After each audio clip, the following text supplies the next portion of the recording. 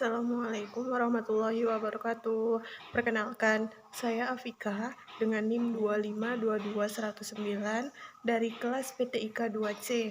Di sini saya akan membuat tugas UTS mata kuliah Sistem Basis Data yang diampu. Pada bab pertama ini, saya akan membahas tentang konsep basis data, di mana basis itu adalah gudang, markas, tempat berkumpul, tempat bersarang, atau sejenisnya yang lain. Sedangkan data itu adalah representasi fakta dunia nyata yang mewakili suatu objek yang disimpan dalam berbentuk teks, angka, suatu gambar, bunyi, dan lainnya.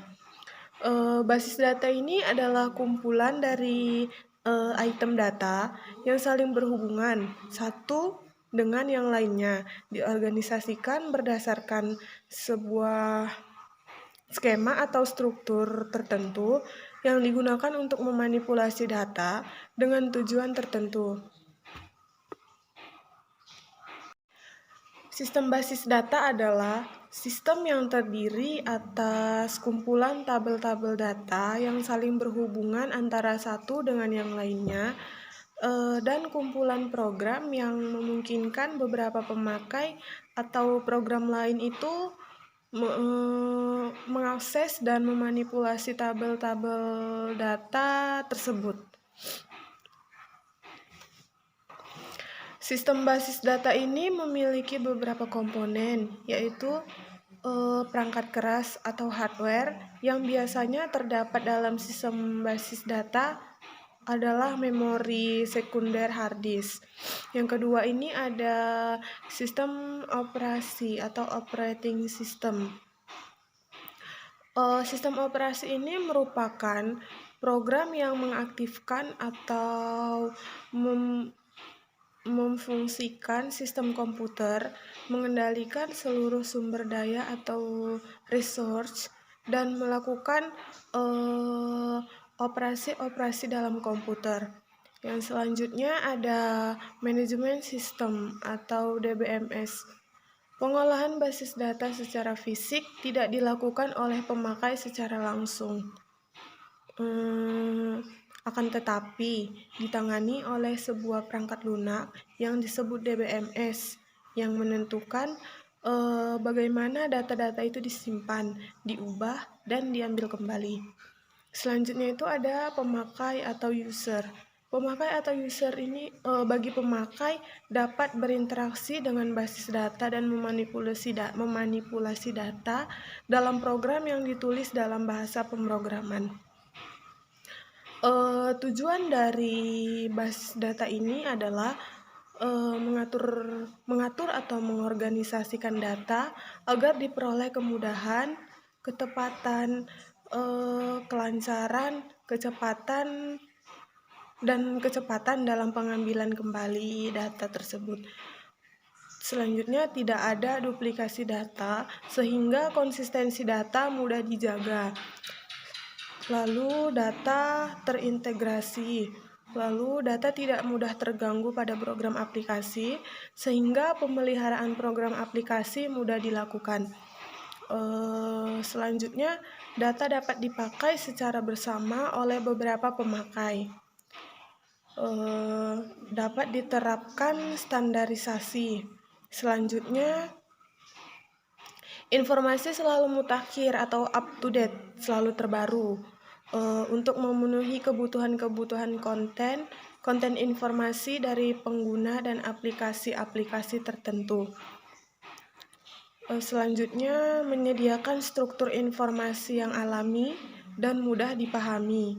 Selanjutnya, mendukung kebutuhan pemrosesan dan juga objektivitas kinerja atau waktu respon, waktu pemrosesan, dan juga ruang penyimpanan.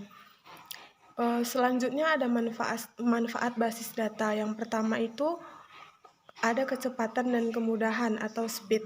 Kecepatan dan kemudahan ini memungkinkan kita untuk dapat menyimpan dan melakukan perubahan atau memanipulasi terhadap data atau menampilkan kembali data tersebut. menampilkan kembali data tersebut dengan lebih cepat dan mudah. Yang kedua, ada kebersamaan pemakaian.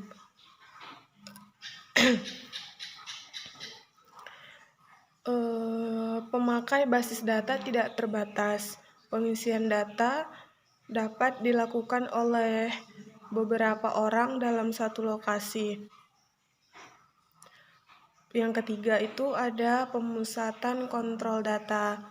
Data yang ada menjadi terpusat pada satu tempat penyimpanan, sehingga kita dapat mengaksesnya kapan saja. Yang keempat ada efisiensi ruang penyimpanan atau space. Tidak adanya redundansi data, sehingga efisiensi atau optimalisasi penggunaan ruang penyimpanan dapat dilakukan. Penekanan jumlah redundasi data dilakukan dengan cara menerapkan sejumlah pengkodean atau membuat relasi antara kelompok data yang saling berhubungan. Yang kelima ada keakuratan atau akurasi. Manfaat pengkodean dengan batasan tertentu yang membuat satu data menjadi unik dan berbeda dengan data-data yang lainnya. Sehingga ketika menyimpan data, tidak akan ada data yang sama dalam penyimpanan. Yang keenam ada ketersediaan atau availability. Maksudnya karena kepentingan pemakaian data, sebuah basis data dapat memiliki data yang disebar di banyak lokasi. Dengan pemanfaatan teknologi jaringan komputer, data nasabah yang berada di suatu cabang sebuah bank dapat diakses menjadi tersedia atau availability di cabang lainnya. Yang ketujuh ada kelengkapan atau completeness. Data yang diinput ke dalam sebuah basis data memiliki ruang yang sangat besar, sehingga data itu dapat dimasukkan dalam jumlah yang banyak sesuai dengan kebutuhan pengguna. Selanjutnya ada keamanan atau security. Adanya password di setiap pemakaian basis data. Kita juga dapat menentukan siapa saja yang boleh, misalnya dalam mengakses data kita, mengakses data-data penting kita atau data-data biasa. Selanjutnya itu ada kemudahan dalam pembuatan program aplikasi baru. Data yang disimpan dalam dan diekspor ke program aplikasi lain dengan menjamin terjaga atau terpeliharanya data. Yang ke-10 ada user view atau pemakai dapat melihat langsung bentuk tampilan penginputan datanya, sehingga memudahkan pemakai dalam mengelola data. Resiko pemakaian basis data: perlu personel khusus, perlu perangkat lunak, bahkan perangkat keras khusus. Selanjutnya perlu backup eksplisit, konflik pada data yang dipakai bersamaan. Selanjutnya perlu konsensus antara organisasi yang memakai basis data.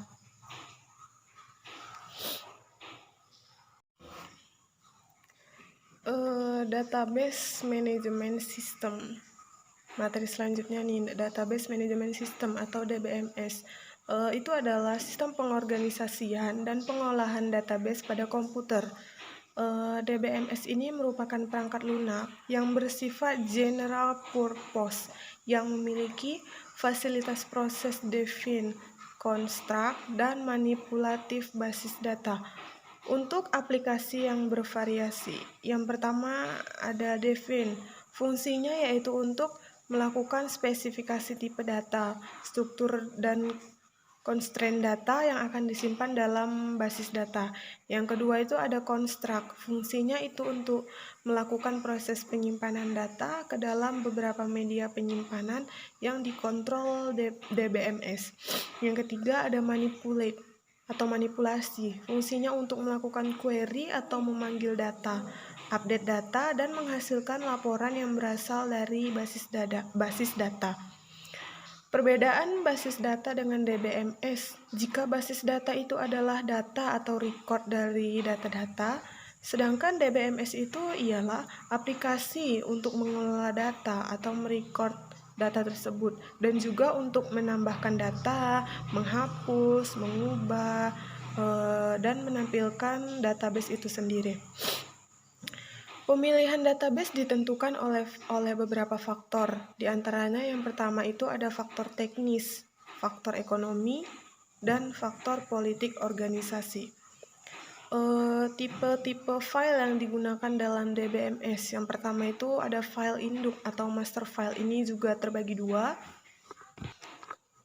File induk atau master file. File induk ini terbagi dua. Yang pertama ada file induk acuan. File induk acuan ini recordnya relatif statis, jarang berubah nilainya. Misalnya file daftar gaji dan file mata kuliah. Yang kedua ada file induk dinamik. File induk dinamik ini yang nilai dari record-recordnya sering berubah atau sering dimutakhirkan atau update sebagai hasil dari suatu transaksi. Misalnya suatu file induk data barang yang setiap saat harus diupdate bila terjadi transaksi. Yang kedua ada file transaksi. File ini disebut file input. File ini digunakan untuk merekam data hasil dari transaksi yang terjadi. Misalnya file penjualan yang berisi data hasil transaksi penjualan.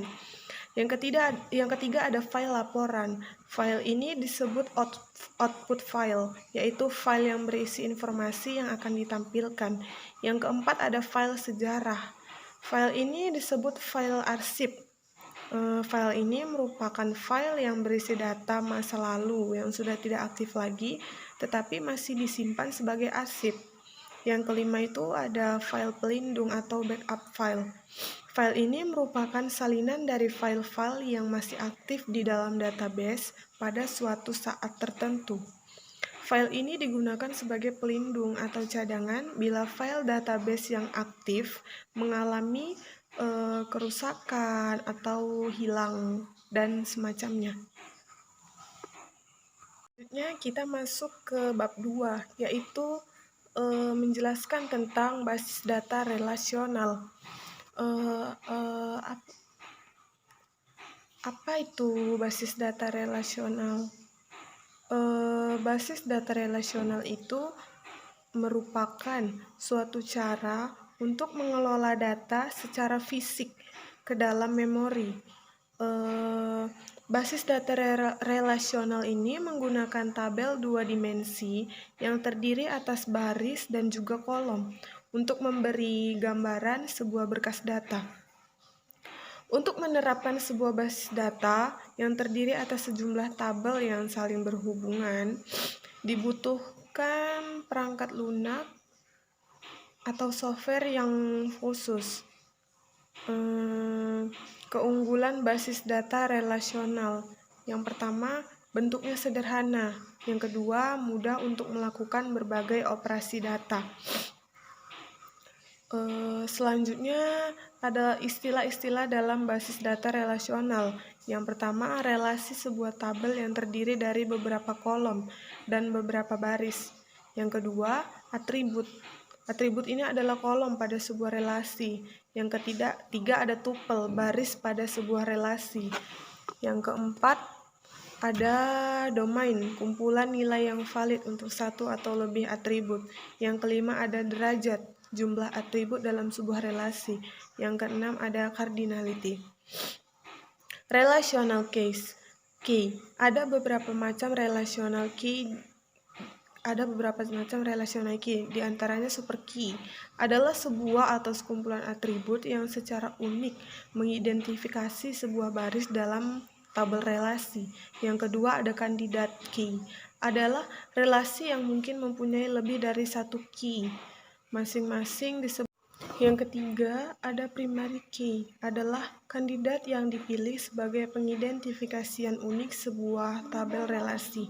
Yang keempat ada alternate key, adalah sebuah skema relasi yang dapat memiliki atribut yang merujuk kepada primary key dari relasi lain. Atribut ini disebut foreign key. Selanjutnya relational integrity rules. Yang pertama ada null, nilai suatu atribut yang tidak diketahui dan tidak cocok untuk baris tersebut. Yang kedua ada entity integrity, tidak ada satu komponen primary key yang bernilai null. Yang ketiga ada referential integrity, suatu dominan dapat dipakai sebagai kunci primer bila merupakan atribut tunggal pada domain yang bersangkutan. Selanjutnya ada bahasa pada basis data relasional. Bahasa yang digunakan adalah bahasa query sebagai pernyataan yang diajukan untuk mengambil informasi. Ini terbagi dua. Yang pertama ada bahasa formal, bahasa query yang diterjemahkan dengan menggunakan simbol-simbol matematis, contohnya aljabar relasional. Bahasa query prosedural, pemakai menspesifikasikan data, apa yang dibutuhkan, dan bagaimana untuk mendapatkannya.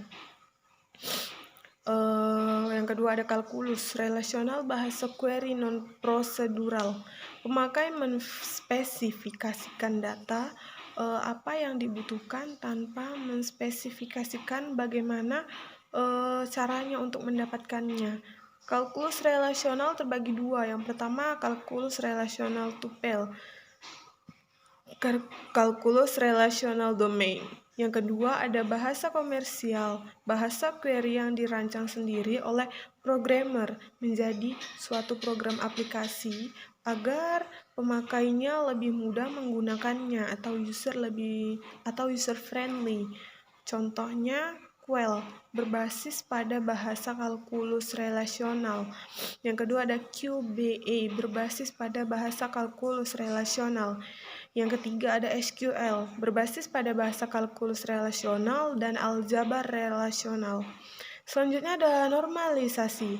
Normalisasi ini adalah suatu proses memperbaiki atau membangun dengan model data relasional dan secara umum lebih tepat dikoneksikan dengan model data logika.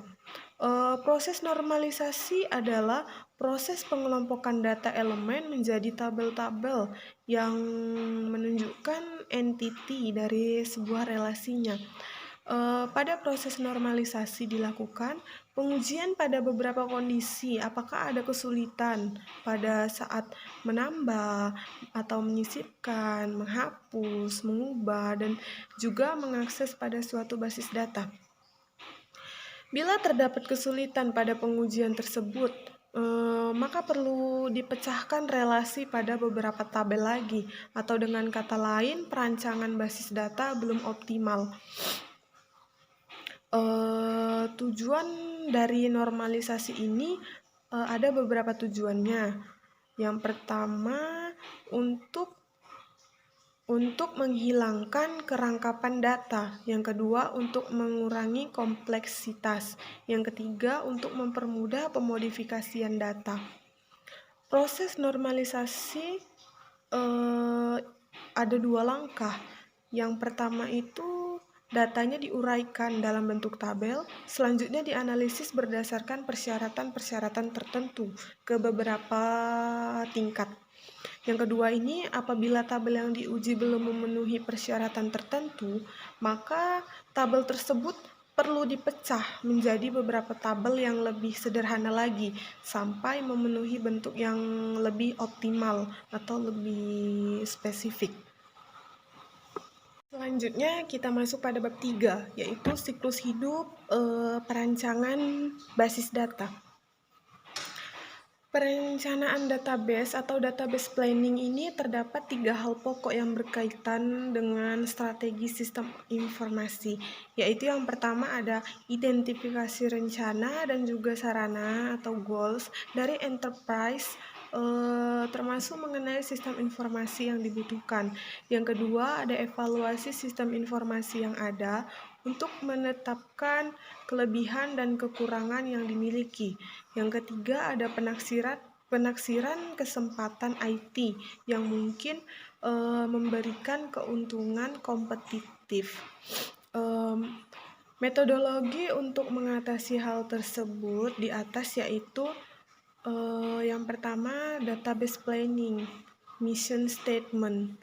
Mission statement untuk database project mengidentifikasikan tujuan utama dari aplikasi database, mengarahkan database project. Biasanya mengidentifikasikan perintah tugas atau mission statement. Mission statement membantu menjelaskan kegunaan dari database project dan menyediakan alur yang lebih jelas untuk mencapai efektivitas dan efisiensi penciptaan dari suatu aplikasi database yang diinginkan.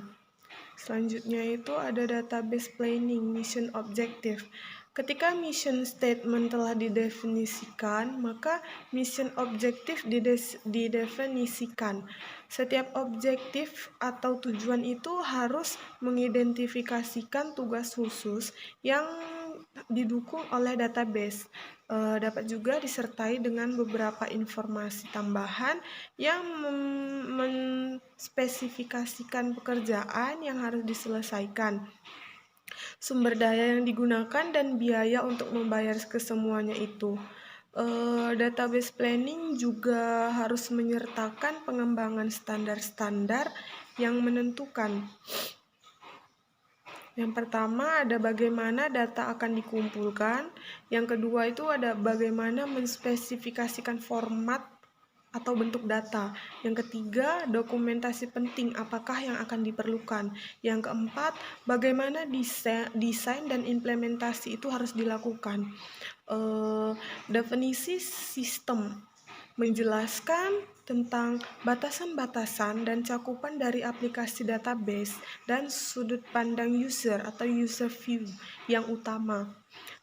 User view mendefinisikan apa yang diwajibkan dari suatu aplikasi database dari perspektif, diantaranya aturan kerja yang khusus seperti manajer atau supervisor. Area aplikasi enterprise seperti marketing, personel, atau stock control. Bunda. Database dapat memiliki satu atau lebih user view. Identifikasi user view membantu memastikan bahwa tidak ada user utama dari suatu database yang terlupakan ketika pembuatan aplikasi baru yang dibutuhkan. User view juga membantu dalam pengembangan aplikasi database yang rumit atau kompleks. Yang kompleks memungkinkan permintaan-permintaan itu dipecah ke dalam bagian-bagian yang lebih atau dapat lebih mudah diatur. Analisis dan pengumpulan kebutuhan atau requirements collection and analysis. Suatu proses pengumpulan dan analisa informasi mengenai bagian organisasi yang didukung oleh aplikasi database dan menggunakan informasi tersebut untuk identifikasi kebutuhan-kebutuhan user pada sistem yang baru. Informasi itu dikumpulkan untuk setiap user view utama, meliputi yang pertama ada deskripsi data yang digunakan atau dihasilkan. Yang kedua, detail mengenai bagaimana data itu digunakan atau dihasilkan. Yang ketiga, beberapa kebutuhan tambahan untuk aplikasi database yang baru.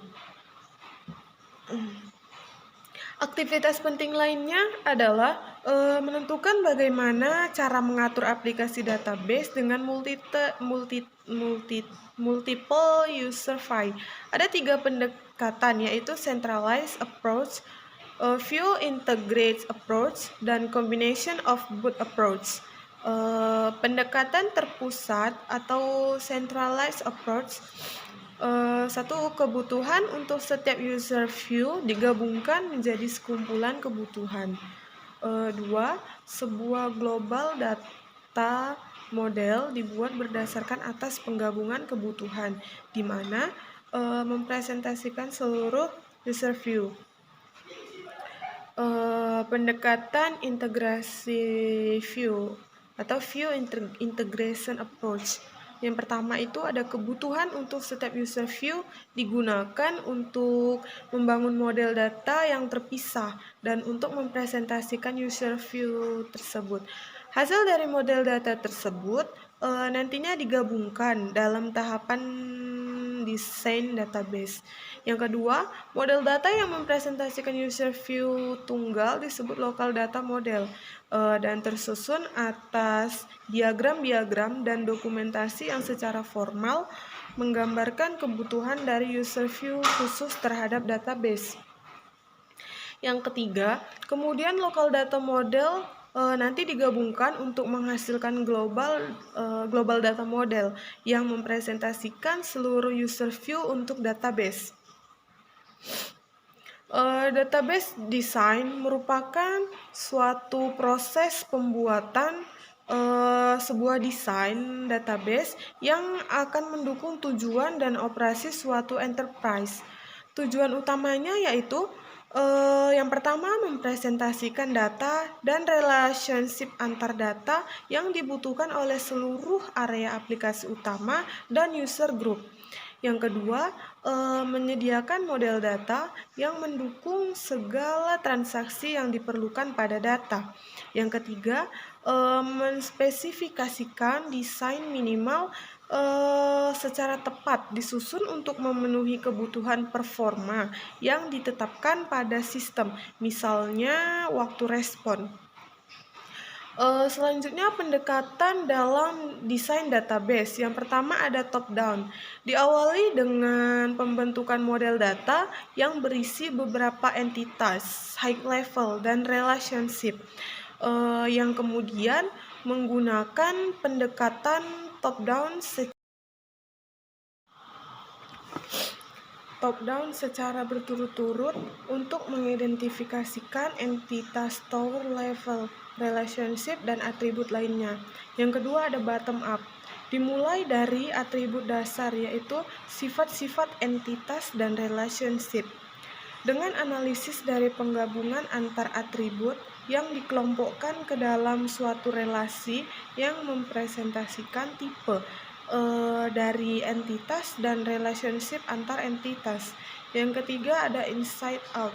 Berhubungan dengan pendekatan bottom up, tetapi sedikit berbeda dengan identifikasi awal entitas utama dan kemudian menyebar ke entitas, relationship, dan atribut terkait lainnya yang lebih dulu didefinisikan.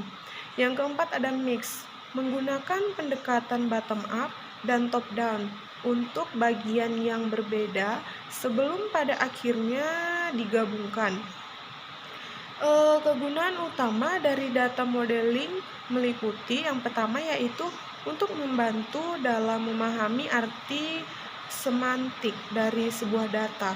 Yang kedua, untuk memfasilitasi komunikasi mengenai informasi yang dibutuhkan. Pembuatan model data mengharuskan menjawab pertanyaan mengenai entitas, relationship, dan atribut. Model data memastikan kita memahami setiap perspektif user mengenai data. Sifat dari data itu sendiri independen terhadap representasi fisiknya. Kegunaan data melalui user view. DBMS selection optional. Pemilihan DBMS yang tepat untuk mendukung aplikasi database dapat dilakukan kapanpun sebelum menuju desain logical, asalkan terdapat cukup informasi mengenai kebutuhan sistem. Tahap-tahap utama untuk memilih DBMS yang pertama, mendefinisikan terminologi studi referensi. Yang kedua, mendaftar 2 atau 3 produk. Yang ketiga, evaluasi produk. Yang keempat, rekomendasi pilihan dan laporan produk. Prinsip-prinsip perancangan basis data. Prinsip dari database secara umum adalah integritas atau menyatu. Maka antara suatu file dengan file yang lain, table dengan table yang lain harus saling berhubungan atau table relationship. Perencanaan database selanjutnya adalah model data logika. Model data logika atau logical data modeling adalah satu teknik untuk menjelaskan dengan baik secara struktur informasi bisnis dan aturan-aturan sebagai masukan pada proses perancangan database. Beberapa hal yang perlu diperhatikan dalam merancang database antara lain, yang pertama, memiliki perspektif globalnya. Yang kedua, gunakan perancangan atas bawah. Yang ketiga, berikan informasi secara selektif. Yang keempat, berikan database yang berbeda untuk manajemen yang berbeda. Yang kelima, jangan mengubah file yang ada. Selanjutnya kita masuk kepada bab 4, yaitu tentang pemodelan data.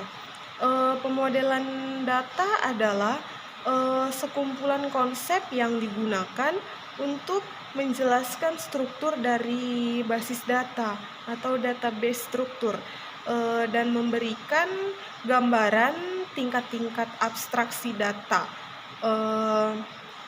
Selain itu, model data juga dapat diartikan sebagai kumpulan tool konseptual untuk mendeskripsikan data, relasi-relasi antar data, semantik atau makna data, dan constraint. Model data digunakan pada saat mendesain sistem basis data agar diperoleh basis data stabil dengan normalisasi penuh, agar data terhindar dari kesalahan-kesalahan seperti tidak konsisten, tidak akurat, dan lainnya. Tujuan dari model data ini adalah untuk menyajikan data agar mudah dimodifikasi dan dimengerti. Secara garis besar, model data dikelompokkan dalam 3 macam, yaitu model data berbasis objek. Ini merupakan himpunan data yang prosedur atau relasinya menjelaskan hubungan logik antara data dalam suatu basis data berdasarkan objek datanya. Terdiri atas entity relationship model, semantic model, binary model. Yang kedua ada model data berbasis record. Model ini berdasarkan record atau rekaman untuk menjelaskan kepada pemakai mengenai hubungan logik antara data dalam basis data yang terdiri dari hierarchical model, network model, dan relational model. Yang ketiga ada model data fisik. Model ini digunakan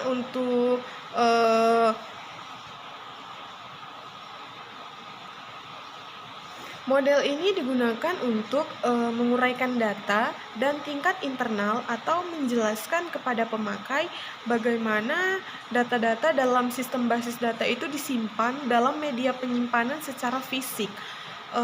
Model ini jarang digunakan karena kerumitan dan kompleksitasnya yang justru menyulitkan pemakai.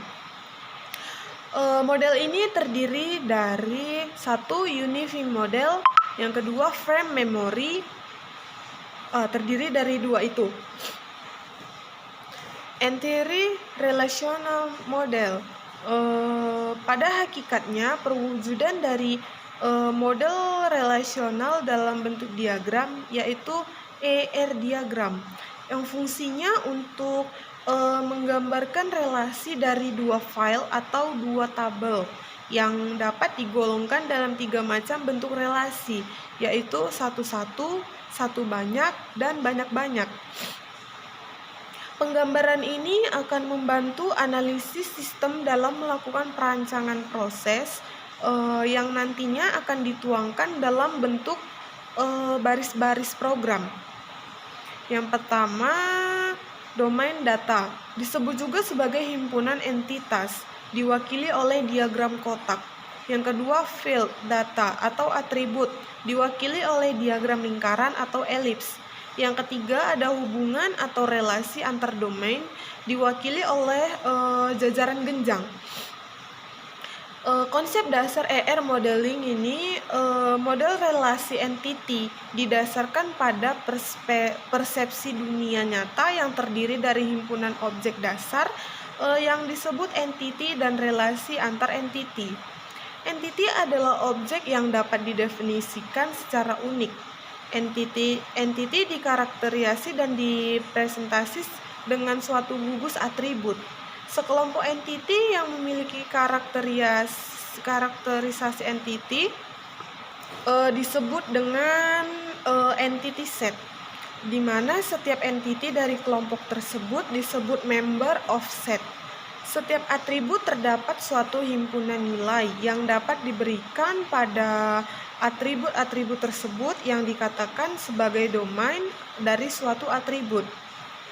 Secara formal, suatu atribut ini berfungsi untuk memetakan dari suatu himpunan entitas ke dalam suatu domain, di mana setiap entitas dijabarkan dengan suatu himpunan dari atribut dan nilai data. Konsep dasar ER modeling, relationship. Types relation adalah suatu asosiasi di antara beberapa entitas. Relationship types adalah sekumpulan entitas yang berhubungan dan mempunyai arti antara types entitas yang ada. Derajat relationship adalah jumlah tipe entitas yang ada dalam suatu relasi. Derajat relationship terdiri dari yang pertama, binary relationship set adalah relasi antara dua entitas. Yang kedua, ada ternary relationship set adalah relasi antara tiga entitas. Yang ketiga, ada n-ary relationship set adalah relasi antara entitas. Derajat relasi minimum, derajat atau kardinalitas relasi mewakili hubungan maksimum yang terjadi. Boleh terjadi antara himpunan entitas yang satu terhadap himpunan entitas yang lainnya. Di samping itu ada pula yang disebut dengan derajat relasi minimum yang menunjukkan hubungan minimum yang boleh terjadi dalam sebuah relasi antar himpunan entitas. Dalam diagram entity relationship, derajat relasi minimum boleh disertakan, tapi hanya bersifat opsional atau pilihan. Notasinya adalah X, Y, di mana X mewakili derajat relasi minimum dan Y mewakili derajat relasi maksimum. Derajat relasi dengan notasi lain di samping pemakaian notasi yang sudah dijelaskan sebelumnya, dalam berbagai literatur akan dapat dijumpai pula penggambaran diagram entity relationship dengan sedikit perbedaan penggunaan notasi. Perbedaannya terletak pada penggambaran derajat relasi yang sekaligus juga telah mengakomodasi adanya derajat relasi minimum. Sekian penyampaian materi dari saya tentang sistem basis data.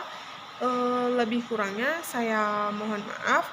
Wassalamualaikum warahmatullahi wabarakatuh.